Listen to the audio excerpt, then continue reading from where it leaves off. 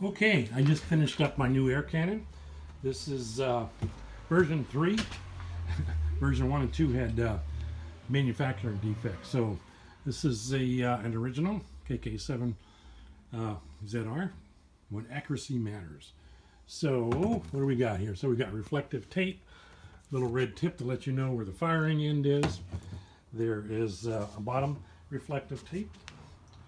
There is a rubber shoe glued to that. But I wanted to show you the safety system. Pretty hick, but pretty cool. Let me set this up here. The garage cabinets here. So the problem is, or the risk is when this is charged, there's a tendency you might be able to bump the handle and discharge it, and that could be unsafe. So anyway, so let's go over the design. I went back to 1 1/4 ball valve. I put a real nice air pressure gauge in there, 1.5 inches, if you can see it. And then a Schrader valve right below it, so you can charge that up 100 to 120 or whatever you desire. I have a big fishing reel, one that's rated for 30-pound test line, which this is. It's a surf fishing reel.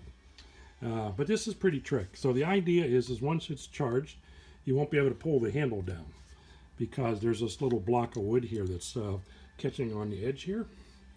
And that is the premise for the safety. So when you have it charged up and you want to transport it and you're getting to your antenna launch site, you want that safety on. So to take the safety off, there's instructions there what to do. You pull this little pin here and you flip the lever up. Bam! Now it's red, kind of warning you. You got reflective tape, caution. Pulling the handle will cause bad things. No, it'll just discharge. So what we do is with the pin, we have a little hole here. You just put the pin there for firing. And what that does is two things. It keeps it out of the way, and it actually keeps this from flipping back over when you have it up over your shoulder. So so there it is, ready to fire. You just put it up over your shoulder and go 3, 2, 1, and bam, pull that handle down fast, right like it says. So what you would do, or you can just leave it on the ground. I do have the rubber shoe on it, so you could do it that way. And you have to make sure that the bail is up. I should put a warning label on here for that too. You got to put the bail up, bang. And you heard this thing clunk down in here, the projectile.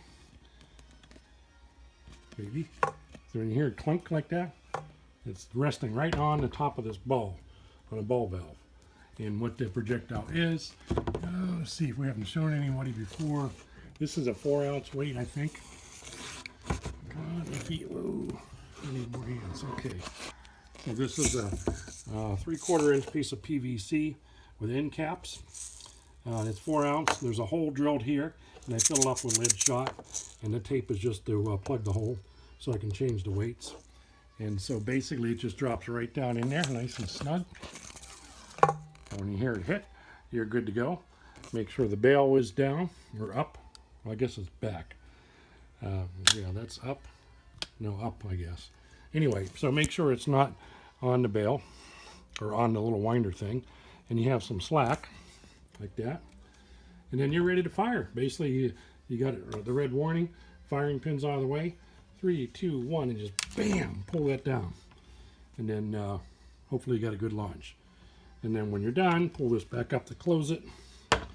And you pull the pin out, flip the safety lever back down to safe position here. And then you put this little cool little pin here to lock that into safe mode. Oh, it's not up all the way. There. It's up. Lock that down, push the pin all the way flush, and then you're safe and you can transport it. So charge it and transport it. So speaking of transport, if you want to transport it, you kind of want that handle out of the way so it doesn't get broke off. So here you just go down. It all kind of goes flush like that. And you can store the pin. It'll actually hop up over there. So that way it has more of a inline profile. And then you can just put that in your vehicle, your truck or whatever, and transport it accordingly. And of course you'd put the bail back up. Pull that tight so you don't reel it up a little tight here so you don't have all this. See, that's what happens. It gets bird nested around here. So crap, I hate when that happens.